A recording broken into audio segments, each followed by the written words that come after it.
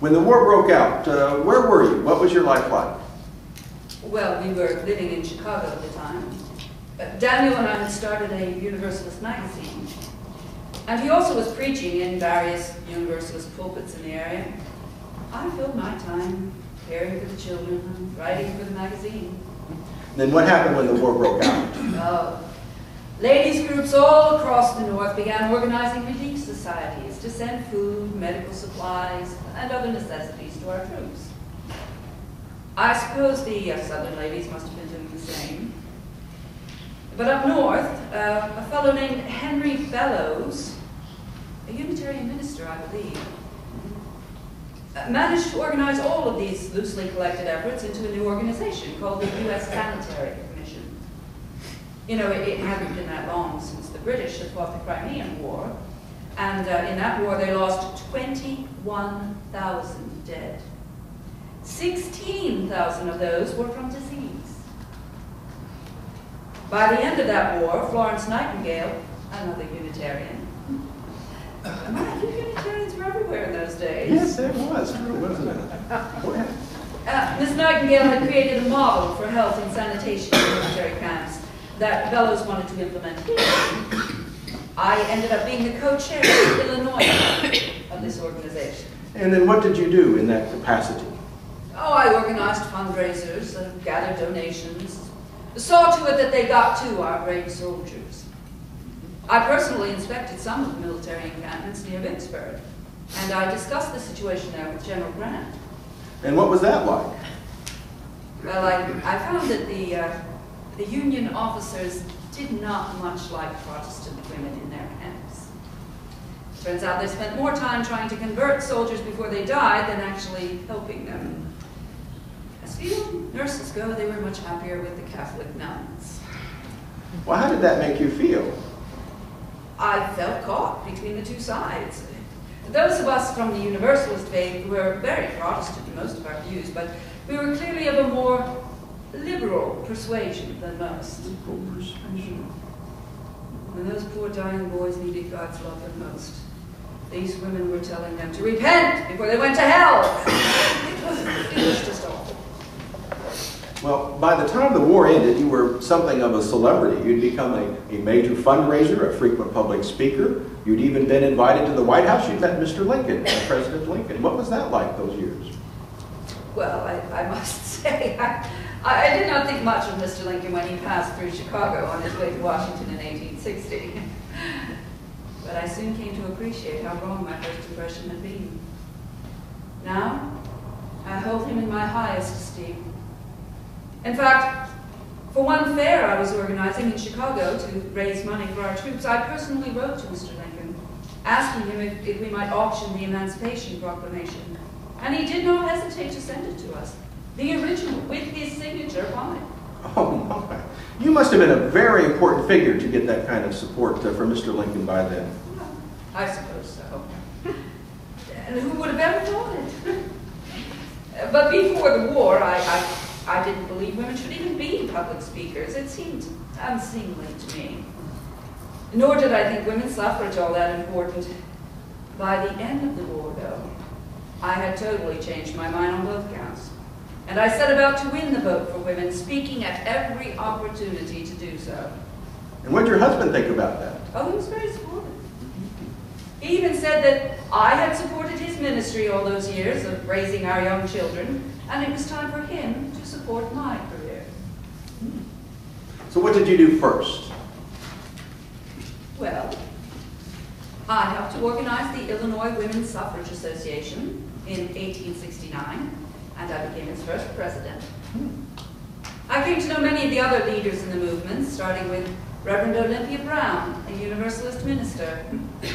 The first, in fact, to be ordained by a denominational body, though some make that claim for other women. I also became friends with Elizabeth Cady Stanton and Susan B. Anthony. And my best friend, though, was Lucy Stone.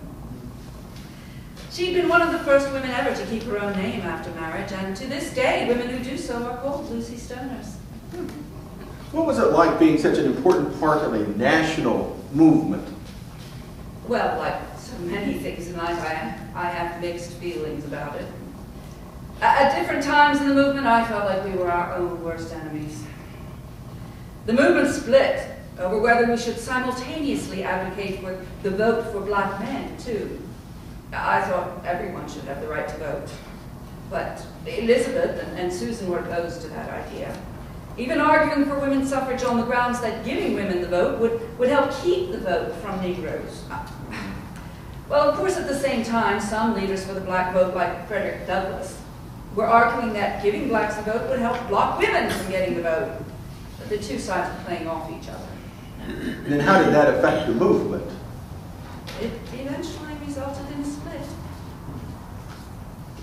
I helped form the American women's suffrage movement with friends like Olympia and Lucy. We supported adoption of the 15th Amendment to give blacks the right to vote, and we also, as a matter of strategy, felt that the best way to win the vote for women was to work on the state level. Elizabeth and Susan helped to form the National Women's Suffrage Association. They opposed the 15th Amendment and wanted to put all of their efforts into passing an amendment to the U.S. Constitution for women's suffrage. Were there any other divisions in the movement? Oh, yes. Suffrage was not the only cause for women in my lifetime. Another one was temperance. My father was a strict temperance man, and I have always believed in the evils of drink. In the years before we moved to Chicago, when Daniel was serving as a settled minister, he had to leave a church once because he supported a temperance bill. And his congregation, mostly distillers and ship owners with vested interests in the liquor business, were against it. Anyway, the temperance movement more or less went away during the war, with so much more pressing business facing the nation. But in 1873, the Women's Christian Temperance Union was formed, and I was one of the first leaders of the state chapter in Massachusetts. What was that like? Well, it was like being in the war again. Feeling like I was caught between two sides. Most of the WCTU women were much more conservative than I was on religious matters. I could not abide their talk of hellfire and brimstone. Yet most of the women leaders in the suffrage movement, most of them were much more liberal like me. As I said, Olympia Brown was a Universalist, and Elizabeth and Susan and Lucy all were Unitarians. All of them? All of them, yes. I think many women like me who were sympathetic to both temperance and suffrage felt that we had to choose between one or the other. Because the leadership and the organization of the two movements were very different. How did you handle the tensions in between these two movements? Well, I served in the state organizations of both. And I backed away from the spotlight of the national organizations. I didn't hold my tongue, though. I spoke often for both causes, and I led a very busy life giving lectures on the Lyceum circuit. You think that's why you're not as famous as some of the other suffragists like Elizabeth Cady Stanton and Susan B. Anthony? Perhaps. In both cases, especially Susan, there was no other cause in the world but suffrage, and they devoted their lives to it. I was happy to be a wife and mother, and to work for the many causes I believed in. Well, if I may say so, I think history owes you far more attention than it has given you. Well, thank you. Well, thank you for your time and being with us today. You're a lovely. Thank you. Please thank our guests today.